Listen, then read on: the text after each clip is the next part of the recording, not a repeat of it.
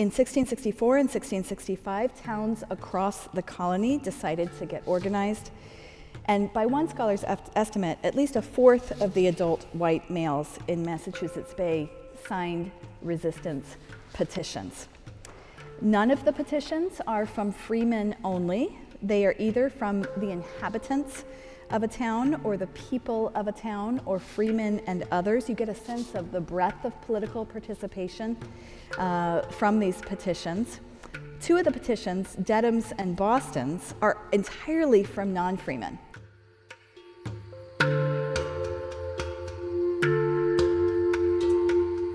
And now it is my pleasure to introduce this evening's speaker.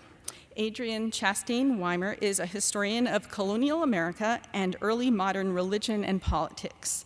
Her first book, Martyr's Mirror: Persecution and Holiness in Early New England, explores how Puritans, Baptists, and Quakers imagined themselves within historical narratives of persecution. She's currently writing a book on the resistance movements of the 1660s, which is the focus of this evening's talk. And Dr. Wymer teaches at Providence College. She received her doctorate from Harvard University, and she has received research fellowships from the Massachusetts Historical Society and the American Antiquarian Society, as well as other institutions and foundations. Please join me in welcoming Adrienne Weimer. So when the Stewart Regime regained the throne of England in 1660, the New England colonies were threatened as they had never been threatened before.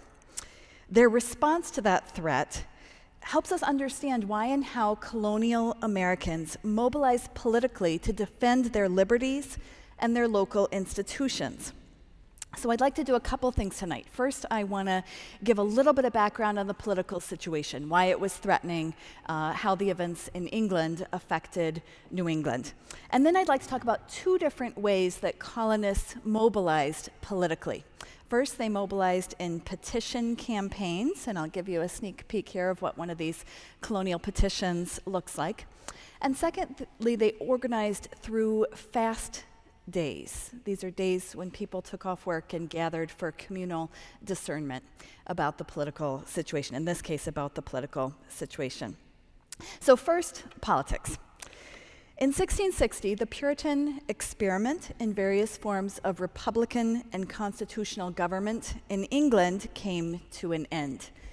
Charles II came to the throne. Now, he had promised amnesty to the other side of the English civil wars. And yet, he did not or could not fulfill those promises. And historians still debate about that, whether he couldn't have or he didn't. But what happened was his parliament, which is called the Cavalier Parliament, viciously suppressed former parliamentarians. They viciously suppressed non-Anglicans of various kinds. So Puritans and other religious dissenters in England in the 1660s lost their rights. They lost their ability to worship freely. They lost their ability to hold political office. Nobody knew what was going to happen to the Puritan-led colonies. Can you imagine a king who comes to the throne and you were on the wrong side of the war, and yet you still control these very prosperous colonies? Nobody knew if they were going to continue to be able to run those colonies. So the period between 1660 and 1666 was an amazing time when ordinary people mobilized politically, and they mobilized especially in Massachusetts Bay. The Stewart Regime tried to impose control over the colonies. It tried to increase customs. It tried to tell them who could vote. It tried to tell them who could be baptized. It tried to influence their elections. We think this is new, right? But they tried very hard, actually, to come in and influence local elections. They tried to rewrite the law code to benefit wealthy Anglican merchants. One of the things that's emerged in the scholarship of the last 10 or 15 years on early New England is how much they were able to create an innovative law code to pass reforms that people had been trying for 100 years to pass in England. And so they actually instituted a law code that benefited the middle class. And the Stewart regime came in and tried to rewrite that law code to benefit wealthy Anglican merchants. The majority of local townsmen and townswomen in Massachusetts chose to resist. And I've spent the last few years looking at the evidence for this early resistance movement. I'd like to give you just a glimpse of how and why people mobilized to protect their liberties and their institutions. Now, I first want to say these people are not radicals. They actually really wanted to obey their rulers. They saw themselves as faithful, obedient subjects. They actually wanted to love their rulers. It was very important to them that you have affection for the people under whose rule you were under. But they understood that their civil and religious liberties were divine gifts. There were limits to what the king could do. And the men and women of Massachusetts Bay say this over and over again. They are willing to risk their lives and their livelihoods in defense of their liberties. Okay, so this is one of the first documents I wanted to show you. This is a petition from Hadley, Massachusetts in 1665. It's a petition to the General Court of Massachusetts Bay. And I think this is one of the most extraordinary records of the 17th century. And I wanted to say just a few things about political petitioning to give you some context for understanding this document and what it can tell us. Political petitioning was becoming much more common in the 17th century. And these petitions have a very deferential form. So if you just read the first few lines, you're going to think that they're incredibly humble, right? They say, you're the honored magistrates, we're just lowly servants, right? So the form is very deferential. But the content actually is not. These people are making a strong claim for what they think the government should do, in this case, resist the king, and they resist the king's demands. And they're also making a strong claim simply by the act of petitioning for the fact that they think ordinary people should have a role in the political process, that their opinions should matter. So by the very act of petitioning, they're saying, hey, listen up. We think what we say should matter to you as you make decisions that affect our lives. There's a long history of petitioning related to the Puritan movement.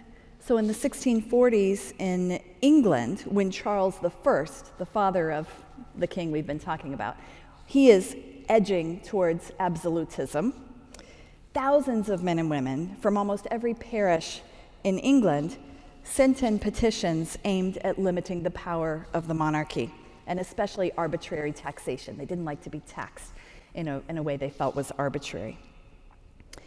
Petitioning was actually illegal in England under the Stuarts, the Stuart kings, Charles I, Charles II. Stuarts made petitioning illegal, but Massachusetts Bay Colony had specifically allowed for it. In the 1641 Body of Liberties, they gave all men, even foreigners and non-freemen, not yet women, but all men, foreigners and non-freemen, the liberty to present petitions, quote, to any public court, council, or town meeting, as long as it was done in an orderly and respectful way. So the context for this particular petition, the Hadley Petition of 1665, is the visit of the royal commissioners. So in 1664, Charles II sent 4 royal commissioners, 4 of his agents, to the colonies to enforce his demands. And the royal commissioners arrived with warships. So you can imagine what people in Boston were thinking when the warships show up in the harbor in the summer of 1664. Nobody knew exactly what they were going to do with those warships. They show up just before a Sabbath, a Sunday, in July 1664, and they demanded an immediate meeting. Now, if you know anything about Puritans, are they going to give an immediate meeting just before their Sabbath? No way. Right. So they say no. And then they do agree to meet the commissioners right after the Sabbath, and they learn to their great relief that the warships are not intended for Boston, but for New Amsterdam. So the commissioners their first order of business is to go subdue the Dutch and turn New Amsterdam into New York. In their time in Boston, the commissioners treat local customs and government with either indifference or disdain. The colonists are aghast when the commissioners claim full power to overturn the decisions of local courts. Now, some colony charters did include a provision for appeals or review of laws or court decisions, but Massachusetts Bay's did not. The Massachusetts Bay Charter did not include an appeal provision. It's interesting, when you look at the manuscripts, the commissioners had instructions from the king on what they were supposed to do in the colonies, what exactly they were supposed to do. And their powers were significantly curtailed. But the commissioners chose not to reveal the extent of their powers, so nobody knew what exactly they could do. And in one colonist's writings, the commissioners' behaviors, quote, occasioned in the hearts and minds of the people a deep sense of the sad events threatening this colony. People feared losing their liberties. So in this petition, the Hadley townspeople are joining the resistance against the actions of the commissioners and the demands of Charles II and the Stewart regime. And I just pulled out for you a couple of lines so you can get a flavor of the kind of language that they were using in the resistance movement of the 1660s. So they say, we would fear God and honor the king. So again, these are not necessarily radical people. They want to honor the king. They want to be obedient. Even so, they say, whatever royal grants of grace we have received, either from the Lord in heaven or kings on earth, the accepting, holding fast, and maintaining of the same with due thankfulness is the true magnifying of that grace. Okay, so this is older language, but basically they're saying two things here. One, their liberties, their civil and ecclesiastical liberties, their right to property, their right to worship freely, all those liberties come both from God and the king. You see, they give both options. So they're saying, the king gave us our liberties, but so did God. So there's two sources to liberties in the minds of these people. And then they say that holding on to those liberties is what honors the gift. So they're going to hold on to their ecclesiastical and civil liberties. They're going to hold fast to them. They're going to maintain those liberties.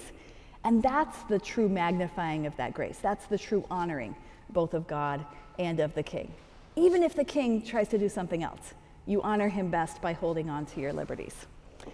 Okay, then they continue. And to throw away or cowardly suffer ourselves to be flattered or frightened from it is to the despising and dishonoring thereof. So it's actually dishonoring their own liberties to be flattered or frightened, to be scared or flattered. We have right from God and man to choose our own governors, make and live under our own laws. This is 1665. Now, not everybody was saying this. This is one of the more exciting of the petitions, which is why I like to show it. But people are working towards a constitutional language. They're working towards a language of representation. And then they say, our liberty and privileges herein, as men we prize and would hold as our lives. And the petitions say this over and over again. They say we're willing to risk our lives and our livelihoods in defense of our liberties. Colonial New Englanders had learned the language and practice of resistance from primarily John Calvin, the reformer in Geneva from the previous century. They had also learned it from French Huguenots, French Calvinists who resisted their own kings, and they had learned it from Scottish Presbyterians who also resisted the Stuart monarchy. Calvin had taught that individuals did not have a right to resist tyrants. Individuals did not have a right to resist tyrants, but lesser magistrates did. Lesser magistrates who had duty to the people had the right to resist tyrants. And so I show these books, these beautiful bound books from the American Antiquarian Society because they contain political tracts from much earlier, and they were found in colonial libraries. And so you get a sense from looking at the kind of reading material that was in colonial libraries, the breadth of political theory and resistance theory that was available to them. Now, Hadley was not alone in their petitioning. In 1664 and 1665, towns across the colony decided to get organized, And by one scholar's estimate, at least a fourth of the adult white males in Massachusetts Bay signed resistance petitions. None of the petitions are from freemen only. They are either from the inhabitants of a town or the people of a town or freemen and others. You get a sense of the breadth of political participation from these petitions. Two of the petitions, Dedham's and Boston's, are entirely from non-freemen. And a third, Cambridge, has a section of non-freemen. And I love the Cambridge petition. I actually don't have the original. So if anybody has it in their attic or their grandmother's attic, I would really love to get my hands on it, especially because it's the only one that was signed by a woman. Mrs. Daniels was a widow, and there's a lot to say about widows' different kinds of political access in this time period. But she signed it, and I would really like to see her signature. But all we have at this point is a 19th century transcription. So I'm trying to give you a sense of the breadth of the petitions. They came from many towns, and also the breadth of participation, that many different kinds of people were involved in this petition campaign. Now, I want to be careful to say that colonists did not, for the most part, resist various forms of bondage in their midst. Chattel slavery, term slavery, indentured servanthood, forced apprenticeship, and other kinds and levels of bondage. They did, however, develop a language of constitutionalism, of limits to the power of elites, that would become a resource for many different kinds of groups later on. The petitioners here and elsewhere are worried about the imposition of arbitrary power. Specifically, what they're talking about is royal governors being assigned to the colonies, who up to this point are electing their governors, and Anglican bishops. Now, the king was probably not planning to force his own governor on Massachusetts Bay Colony immediately. But again, we have those private instructions, so we have a sense of what the king's goals really were in sending the commissioners. And he told them to influence the election. He actually told them, if possible, that one of the four commissioners might be the governor, and another of the four commissioners might be the major general, the head of the militia. So you have a sense of what the king's game plan was and what he was trying to accomplish. This petition is from Dorchester, and I think it's probably the strongest in its language. It's in the handwriting of the local minister, Richard Mather, who you see here in a really early American woodcut. He's the first of its 112 signers, though that doesn't mean that he necessarily authored it. It could just mean he had the best handwriting, which he did have pretty good handwriting. Or it could mean, lots of people are usually involved in the composition of these petitions.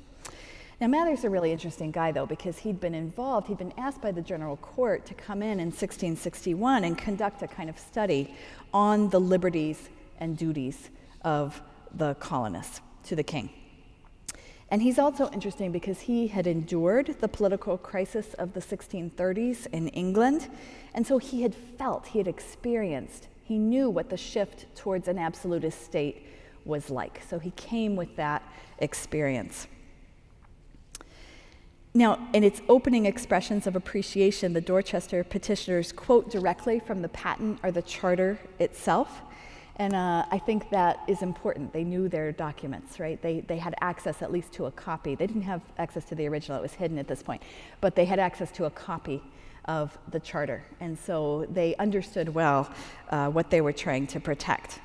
They reminded the court in this petition that they owed only a percentage of gold and silver ore to the crown.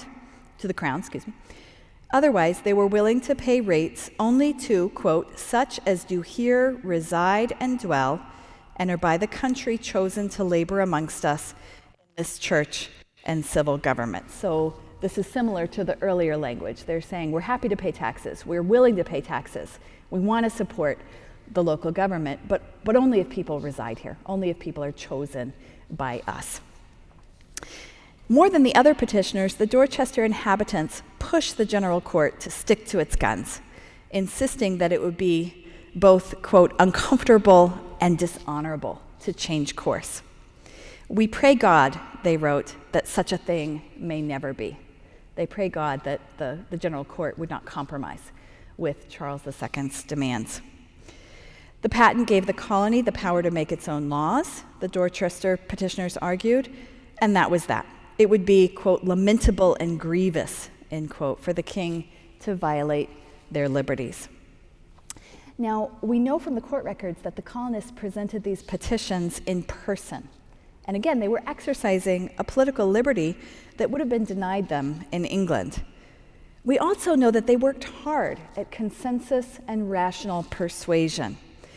Factionalism for them was not normal. It was a sign of the breakdown of the political process. The Boston moderate John Hull mentioned, fix this.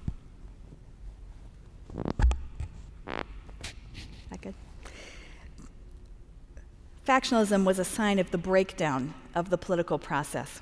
The Boston moderate John Hull mentioned that some of the original authors of the petitions were actually more radical than the population as a whole, and that's probably right. Some of the language of the petitions reflect the views of those who tended to see the colony as, quote, a state independent. It's language that means a republic. But Hull, and for many Bostonians, it was very important to emphasize that those who signed the petitions and those who did not were both people who loved the welfare of the colony. For many others, mutual respect in political debates was absolutely crucial to resisting injustice and upholding liberty. And most people believed that both sides of the debate over whether to compromise with the king or resist the king desired the colony's liberties in church and state to continue. However, they had very different understandings of what it meant to be loyal to a king. Perhaps the Christian obligation, the right thing to do, was simply to obey the king and suffer the consequences. That's one side, the argument for compromise. Maybe giving in a little bit to the ruler's demands now might be the best strategy for preventing more serious royal impositions later. This is actually what Connecticut did. They gave in a little bit, and they ended up getting a very generous charter later. So these are active debates, and it's very important to most people involved that they were conducted in a civil and learned way. The petitions mention over and over again that people are praying for the court. You've already seen some of that language.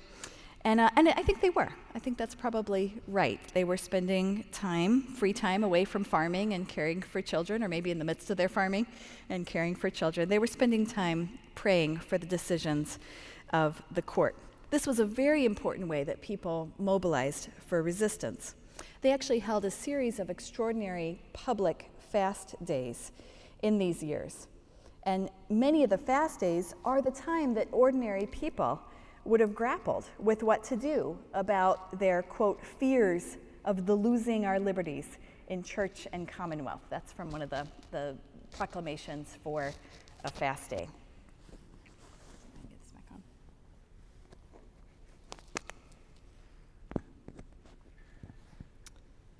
I wanted to show you just some of the documents that give us data about these fast days. So this is an incredible volume at the American Antiquarian Society, which is the sermon notes for the pastor there, Thomas Shepard Jr., who preached on the fast days. And thankfully, he wrote down very clear notes.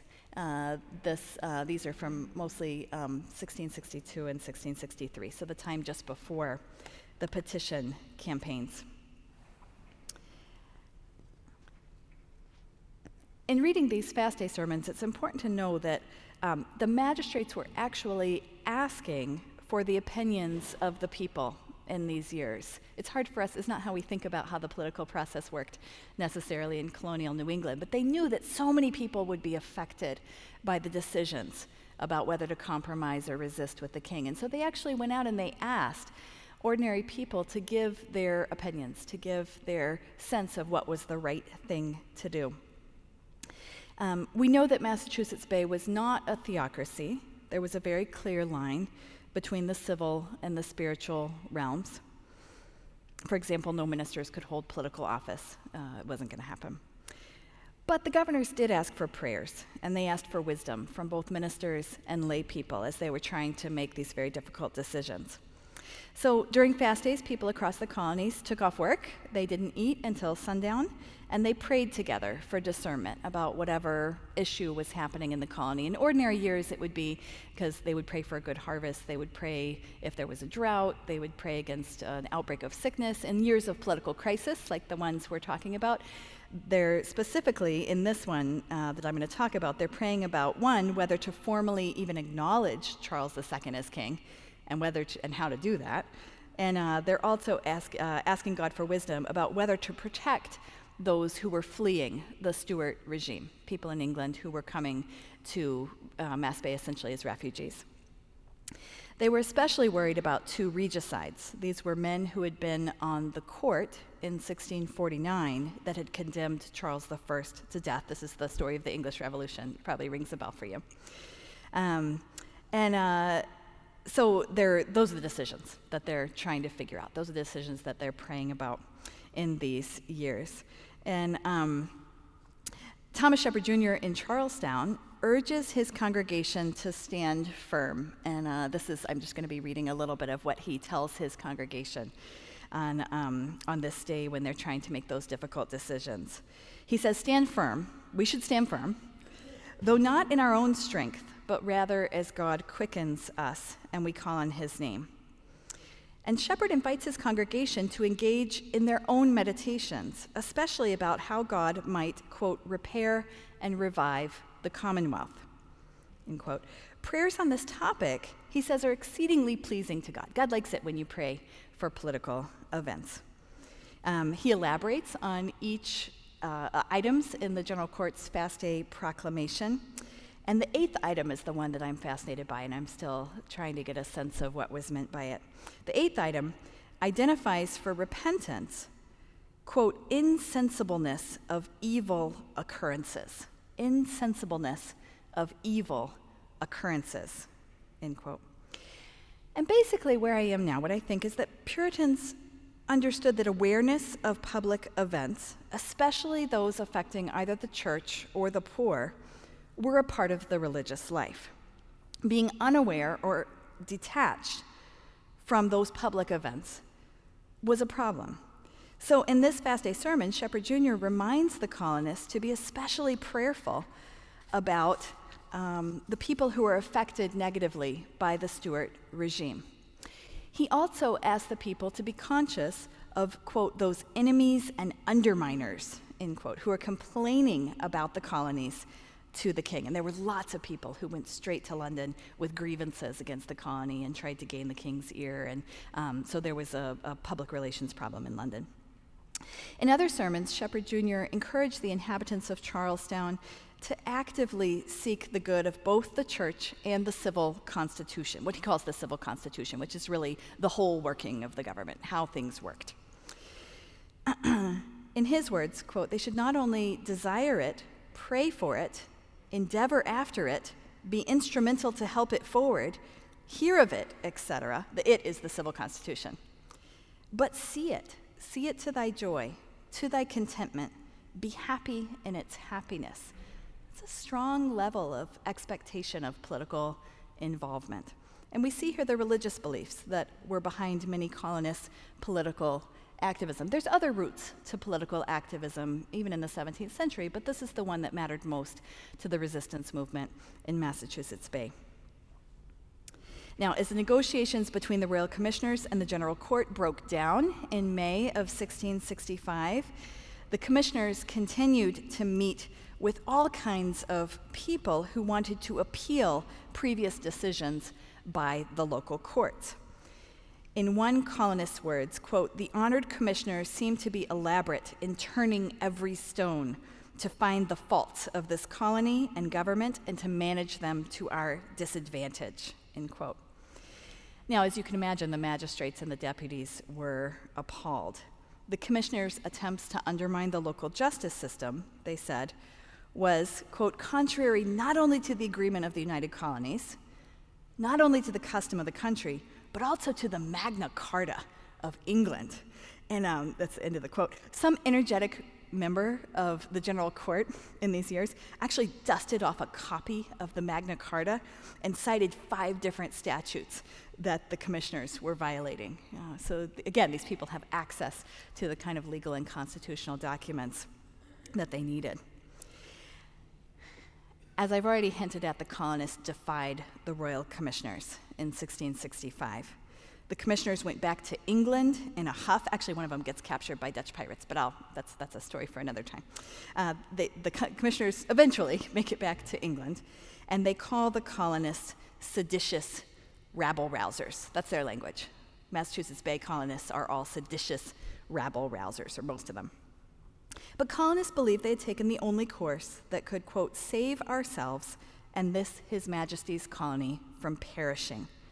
They would not prostitute their lives, liberties, peace, and comfort unto such an arbitrariness as was never yet thought fit for the government of any of His Majesty's free and natural subjects. So they justified their resistance on the basis of what they understood to be their liberties, both given by English common law and the ancient constitution, and also by God.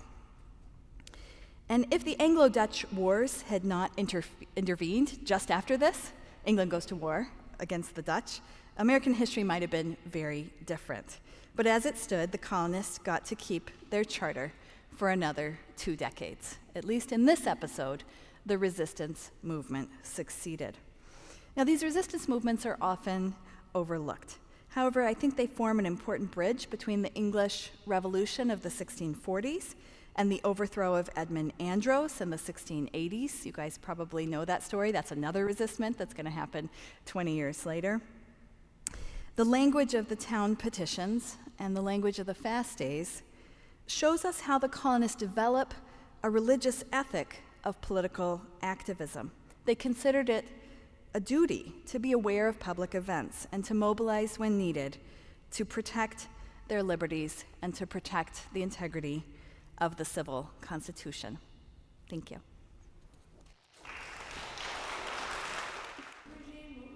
Oh, that's a great question. My daughter, who might be about your age, had the same question.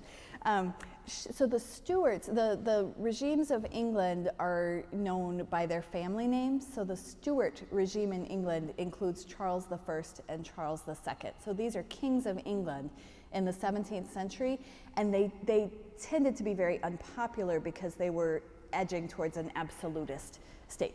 Another way to say that is they really didn't like working with parliaments. Parliaments are where the representatives of the people show up, and the Stuart kings, Charles I and Charles II, tries really hard to never have to work with Parliament. They just kind of let Parliament stay in their towns and not call them. So they were known for moving towards absolutism, which is where France was heading at this time. So they had a model for doing that. Oh.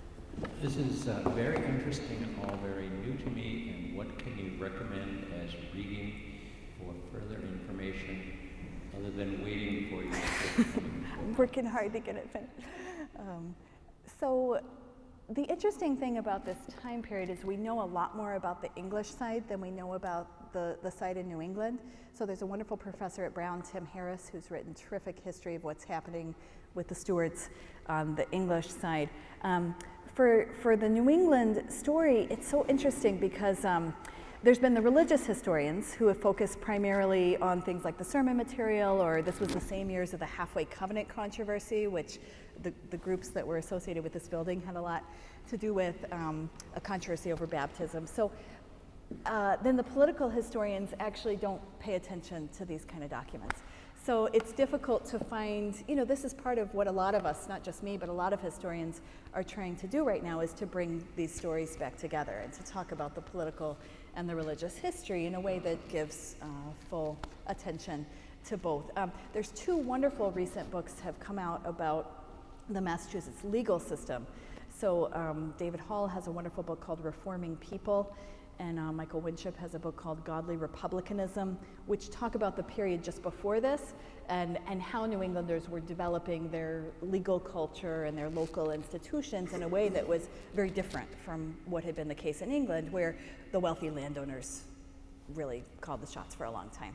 So those are wonderful books. They both stop in 1660. Godly Republicanism and Reforming People. the colonists felt threatened and they were afraid they were going to lose liberty, but I'm not sure I understood what the specific thing was Right. that they were protesting Right. against. So they were concerned that their deeds to their land would be reevaluated.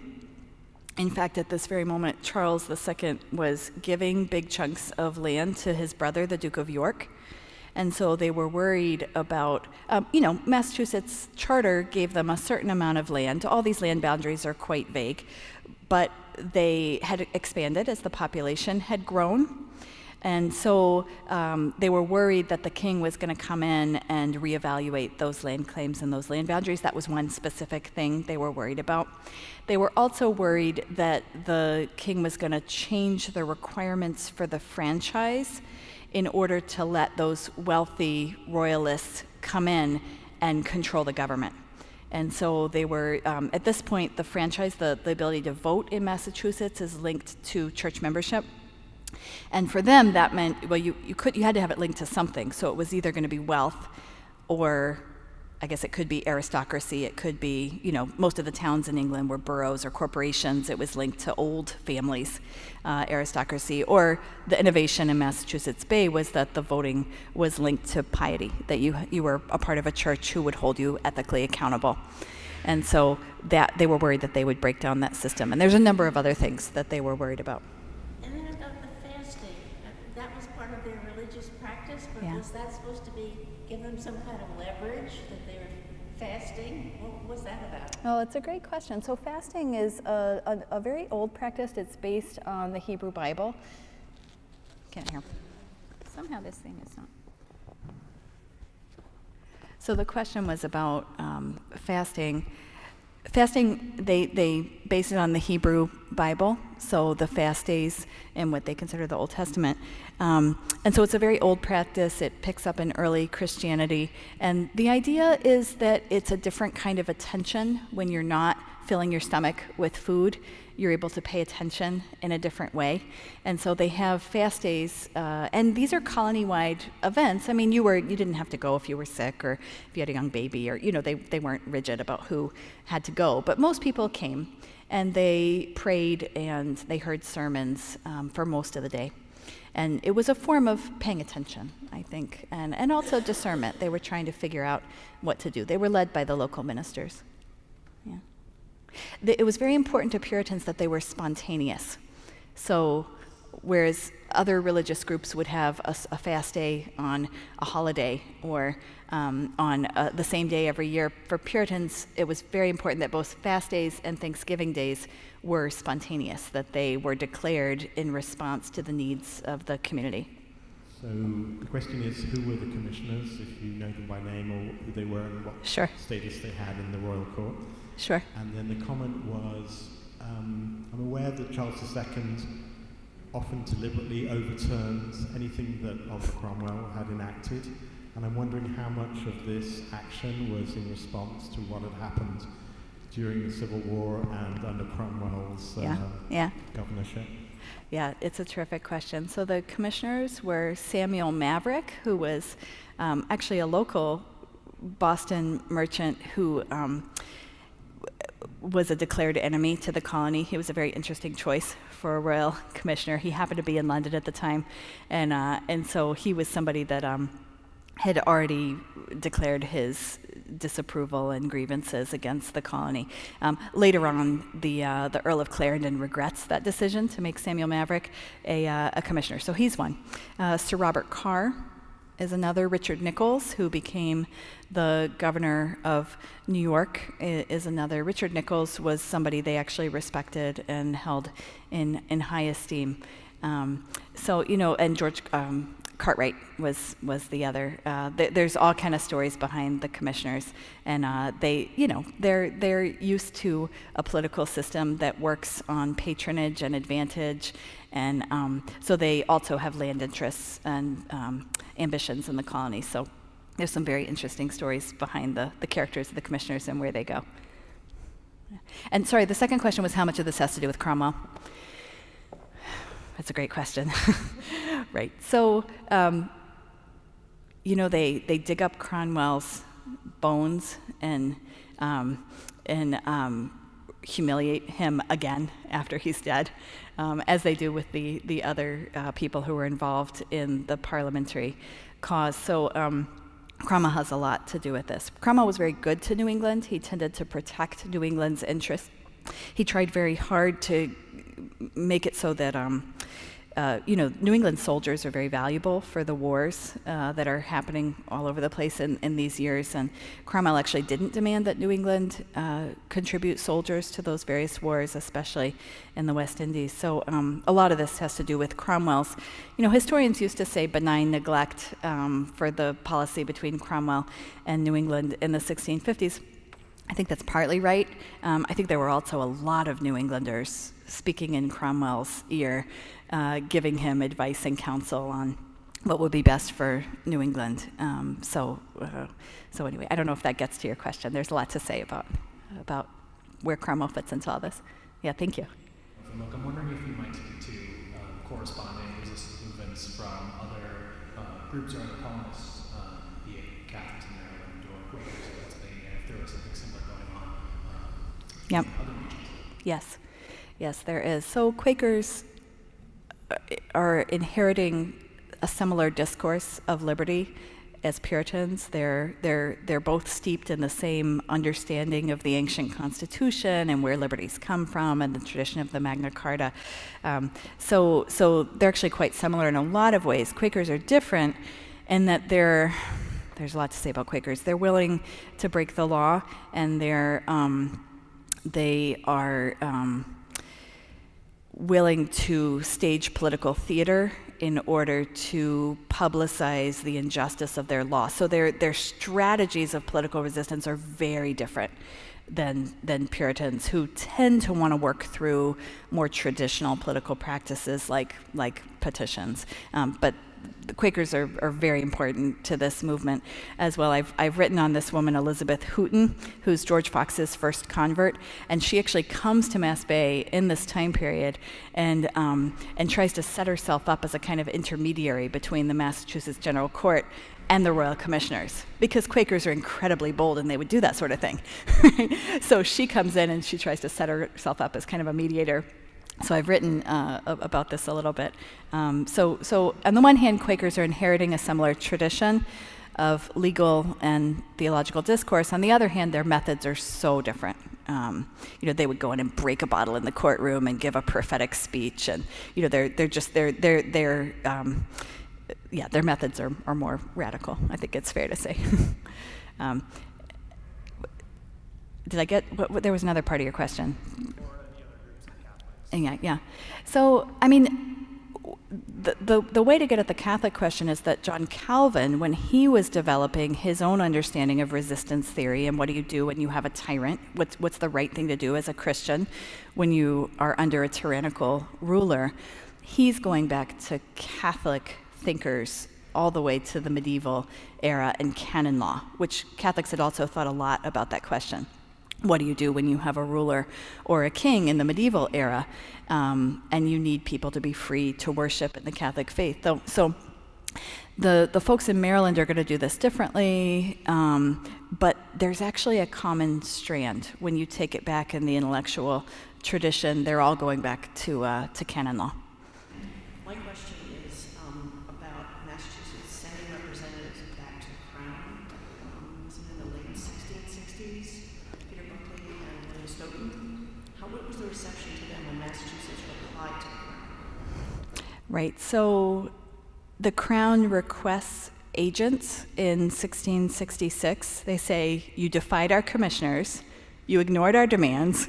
They gave in a little bit on the franchise question, but they say we need you to send agents, and they actually named the agents they wanted them to send. And so there's this huge meeting in the General Court. The court itself actually has a fast day to talk about this decision, because if you send your agents, they're very likely going to end up in prison, and they're going to be held accountable for the resistance in the local situation. And so it's a big decision about whether you're going to send some of your own over to England after you just staged a resistance movement.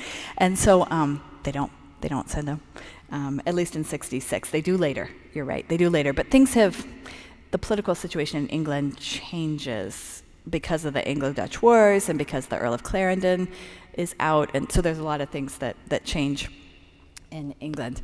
They don't send the agents in 1666, but what they do send, and this is a great story that shows up in all the older 19th century histories, they send 2 humongous ship masts for the Royal Navy. And according to legend, I would love to know if this is true, it may be true, they christen them in the names of the people that Charles II had asked for. So they say, here's your mast. And actually, Charles II is very happy when they continue to supply the Royal Navy with those nice big New England trees, which he really needs for his ships. So they also provision the Navy in the West Indies. So they resist, and then they do these other things that the king is actually quite happy with. You mentioned a petition. There was a petition from Cambridge, and you said it's the only one you know of that was written by a woman, and you're looking for it. So you have seen copies of this, or you have seen, what is the story of that missing petition? Yeah, I have 3 or 4 that are missing. So yes, if anyone really does have archives in their attic, that'd be great. She signed it. She didn't write it that we know of. And yes, so some of the petitions are in the mass archives, and some of them there's photostats that ended up with other photostats. How these, untangling the webs of how these things make their way to us is always fun. But there are several petitions that are still missing. So some we just never had, or no 19th century historian had access to. Some were transcribed in those beautiful town histories when New Englanders in 19th century were worried that their town histories were going to be lost. And so they spent a lot of time gathering documents and writing the town history. So this one is in the history of Cambridge from the 1870s or 1880s. And that's why we have access to it, is this town historian transcribed it. How did these incredible expressions of a desire for liberty resonate over following generations, Peter? You mentioned they were probably remembered at the time of Andros, 25 years later. Were they remembered at the time of the American Revolution? And then were they gathered by antiquarians and published in 19th century books? Or are you basically seeing them for the first time since the 1660s? So some of these documents have, like the fast day sermons, I don't know of other people who've I'd love to know of other people who are working on those, but I haven't found it. The petitions themselves people knew about. The story of the regicides hiding in Hadley became a very famous legend in the 19th century. Yeah, so Hawthorne writes about it, and so those stories are circulating. But as far as the revolution, it's a great question, and that's my expertise doesn't quite go that far. I will say there's multiple strands of resistance theory that feed into the American Revolution. So there's not just one strand of thought or one strand of practice. I think the Calvinist resistance theory, especially on the Scottish side, because you have so many Scots-Irish who come over in the 18th century and are involved in mobilizing for the American Revolution. So I think that Scottish, it's very similar, actually. They're all basically Puritans or Presbyterians. They're drawn from the same wells. So I think that matters a lot, and I think New Englanders had a long memory for this kind of thing. You see the language, I think, circulates. This was some of the sermons that are preached in the 1660s are reprinted in the 1770s. I know that much. So the language of resistance and the language of God-given liberties, I think, does persist. But I wouldn't say it's the only strand. I think the American Revolution is a lot of things coming together in different places. So do you see the social structure in Massachusetts changing as a result of the restoration of the king in any way? How did they change everyday life? I think one of the reasons this era has not gotten as much attention is that things are very scary in the 1660s, and they feel this enormous threat to their liberties, but then life goes on pretty much as usual. They do open up the franchise to people who are very wealthy. who were, they call them Orthodox in religion. So they were basically Protestant in this era, right? And so that does allow some people access to political office who wouldn't have had access prior, but they keep voting the same people into office. More changes in the 1670s, but that has to do with economic and other kinds of changes. I mean, Salem, for example, becomes a very important shipping center, and that brings in a whole new group of people to the colonies. And so the social structure does change significantly over the 17th century, but I'm not sure it does directly in relation to the political and legal events I've been describing.